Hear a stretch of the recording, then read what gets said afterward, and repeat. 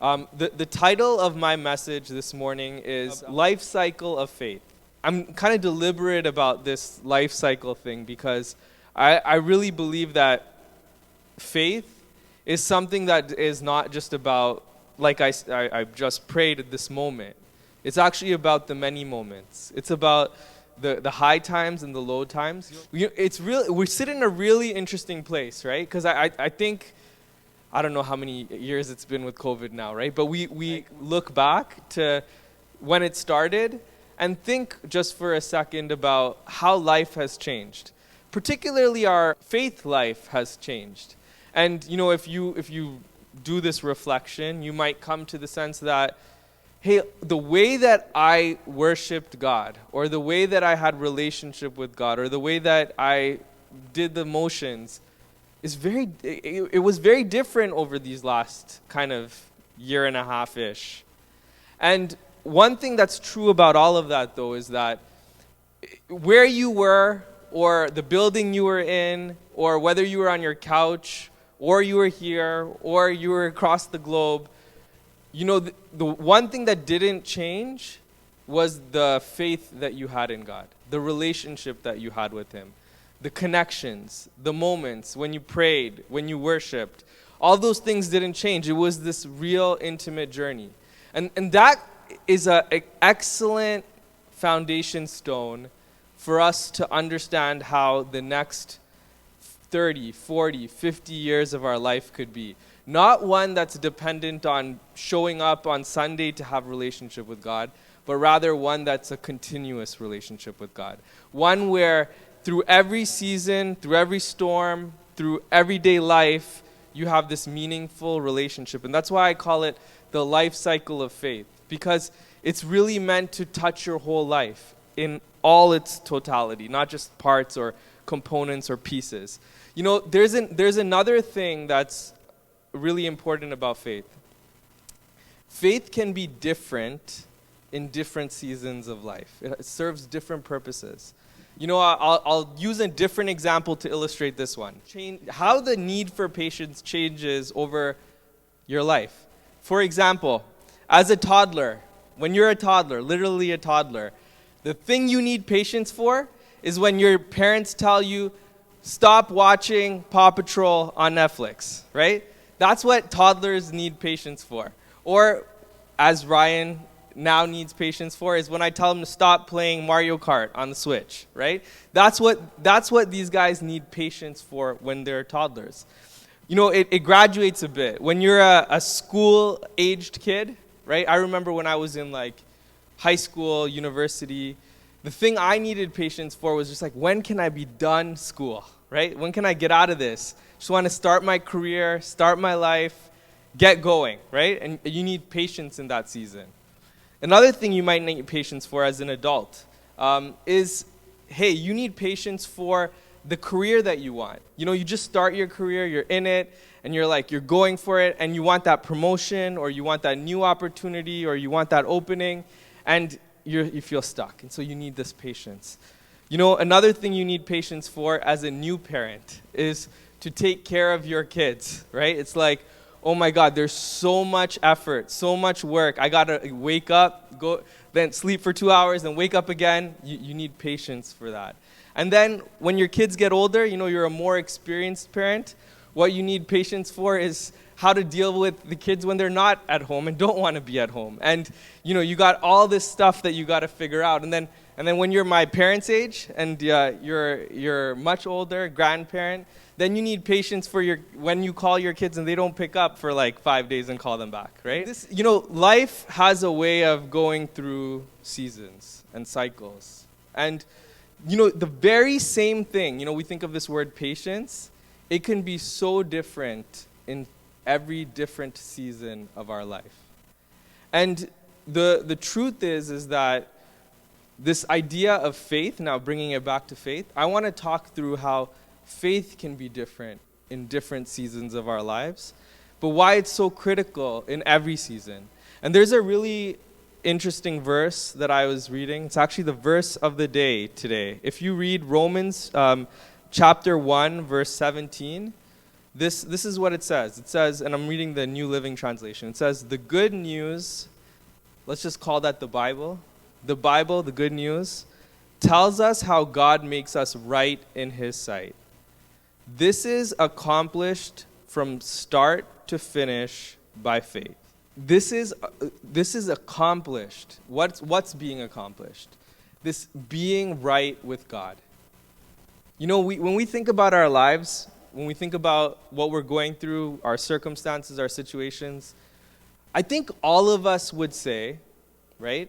At the end of the day, sometimes I actually think about this. You know, I'm just driving and I'm thinking about this and I'm thinking, you know, what is the goal?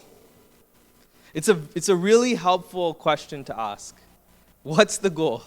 Why am I doing what I'm doing? Why did I put on clothes today and wake up when I woke up and drive myself to church to show up in the seats that I'm sitting in and sing the songs that I'm singing and be where I am today? What's the goal? Right? That's a really important question. And you know, I think when you strip it all down, you'd find that the goal is a relationship with God. Right? A life that is meaningful. A life that is filled with the fruit of the Spirit. Love, joy, peace, patience, kindness, gentleness, self-control. You know, if you lived your life, and at the end of it, you said, I lived a life of love and of joy and of peace and all of those things, and I had relationship with God, and I had all of these deep, meaningful connections, then I might say you lived a great life. I don't think it matters how much money's in your bank account, or how many houses you had, or any of those other what job title you held. I don't think any of that matters. I think what really matters is that when you walk through life, that you'd be able to say, I lived it right, and the way I lived it right was this deep, meaningful relationship with God. And then this verse, like that, with putting that as the context, when you look at this verse, it says this really interesting thing. It says, the good news, the Bible, tells us God makes us right in his sight. You know, God makes us live this life. And this is accomplished from start to finish by faith. It's Romans chapter 1, verse 17. It's accomplished from start to finish by faith. You know, that tells me something really important. It tells me that faith is like the critical ingredient. Like the critical ingredient you need. You know, in life, this is just going to be, if you don't have this problem today, you will have this problem later. In life, there are too many things to do with too little time. And you know what you end up doing? You end up prioritizing. You're like, what is the most important thing I need to do first? And I'd submit to you that there's tons of things that you can do in your relationship with God to develop this meaningful relationship.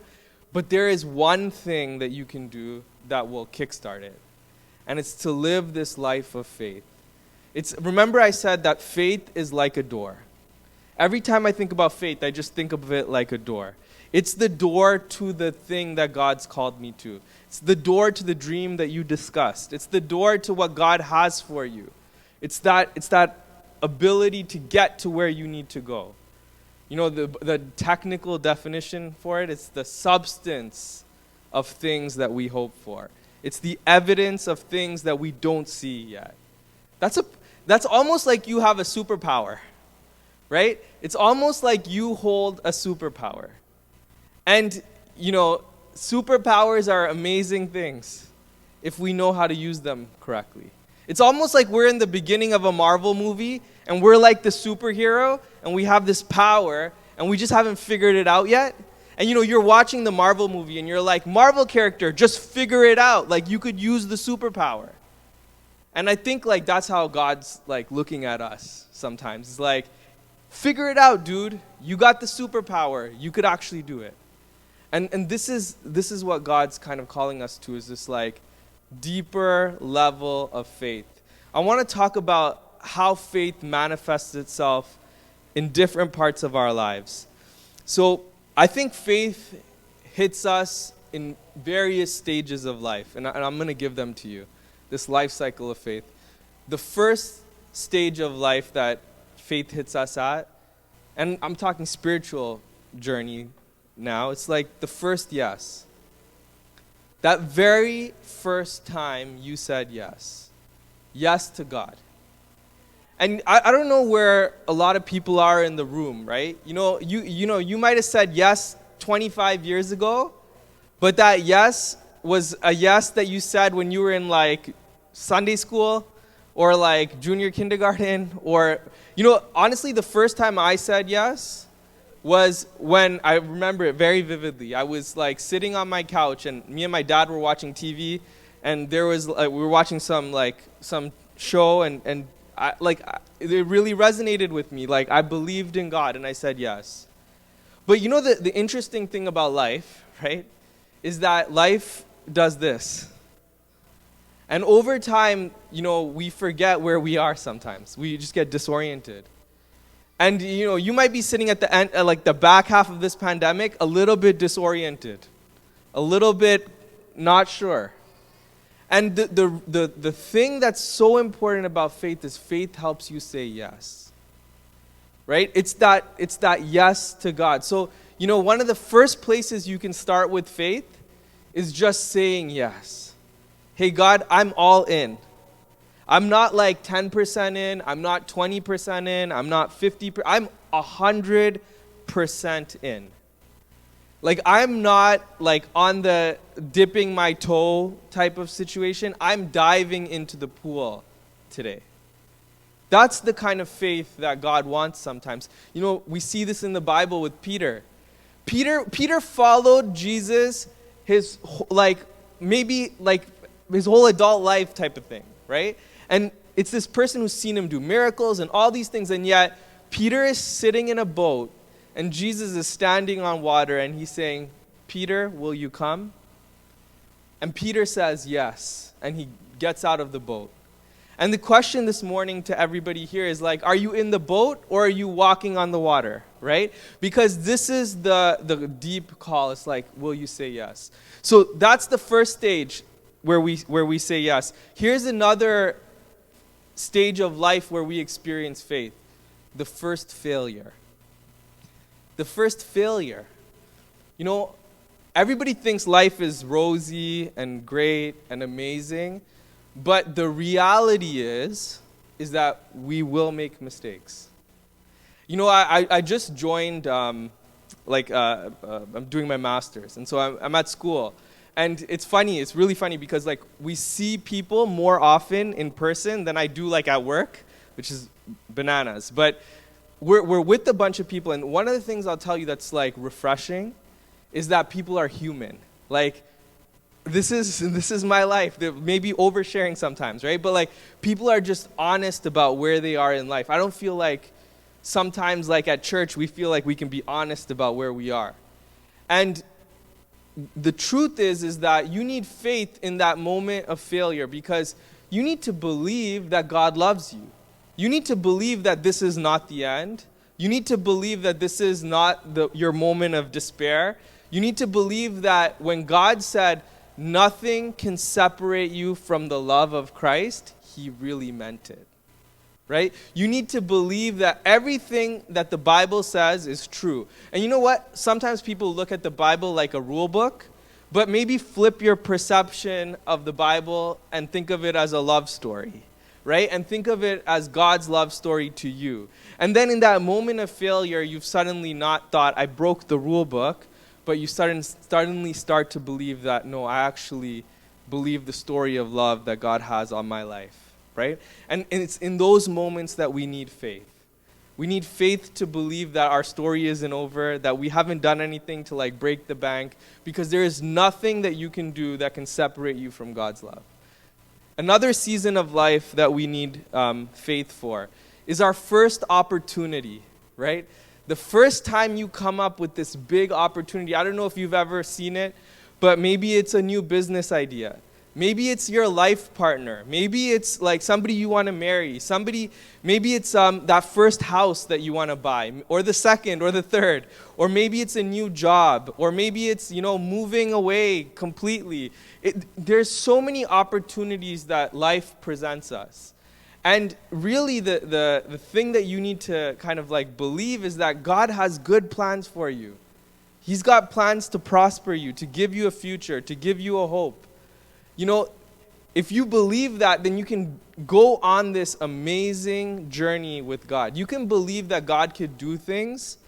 You could take risks. You can go and accomplish more than you can ever dream or imagine. The Apostle Paul is a great example of this. Just think about taking a flight from. I was actually kind of amazed by this. Earlier this summer we were in Hawaii, and when we were in Hawaii, we sort of like got to see in much more detail, like all of that region that was like previously uninhabited or uncharted, or nobody ever took the risk to get there.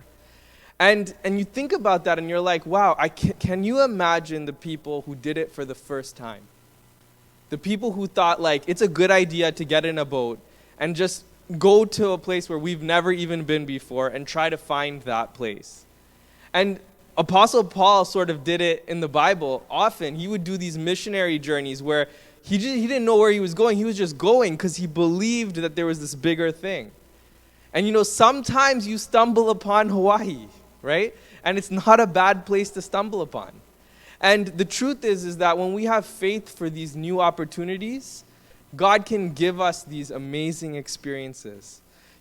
I was just thinking as I was preparing for this, I was just reflecting back at Hawaii, and I was thinking like, man, there's these experiences in life where you're just driving down a road and you see beautiful scenery, you're at peace, things are calm, it's all great, and you pause for a second and you realize, if I didn't take the risk, if I didn't have faith, if I didn't believe, if I didn't take a step forward, I would have never experienced this. I was scared, I was worried, I was afraid, but if I didn't do the thing, then I would never experience this. And how many of us have not experienced what God has for us because when the opportunity came, we were afraid? But what if we switched and had a life of faith? And so opportunities are another one. The next one is the first call. This is a little bit different. I'm always reminded of the story, young Samuel sleeping in his room, and God calling him, saying, Samuel, Samuel, Samuel. It's interesting. Sometimes the way that you experience faith is when God calls you. And sometimes it's not like hit you over the head kind of thing. Sometimes it's a whisper. Sometimes it's a tap on the shoulder. Sometimes it's a nudging. Sometimes it's a urging. Sometimes it's when you're worshiping. Sometimes it's when you're reading the Bible. But the call is real. And when the call is real, it can be the scariest thing ever. Because you're like, is this really God? Am I really hearing him? Am I seeing? Am I really understanding? But the truth is that you need faith when the call comes. Because when you respond to the call, God does meaningful things in your life. And this is really important. Because whereas with the opportunity, it's God doing meaningful things in your life, when it's a call, God's doing meaningful things in your life for other people. And I think that that's the most powerful place to be, is that when you can live a life of faith, that your life is then a vessel for others, that's even better than when it's just a vessel for you. And so this moment of living in the call is such an important one. And this is so important. I think one of the things that people say this all the time, but it's worth repeating. The thing that's worth repeating is that you are called, like every single person in this room type of thing is called. I don't care if your ministry field is at your family party, right? You are called. If your biggest pulpit is only ever your Christmas family party, then that's your mission field. But God is calling each and every one of us to live a life of faith? Like, what if every time somebody who got around you, whether it was a friend, a coworker, a family member, a classmate, every time somebody got around you, you were just speaking faith into their life?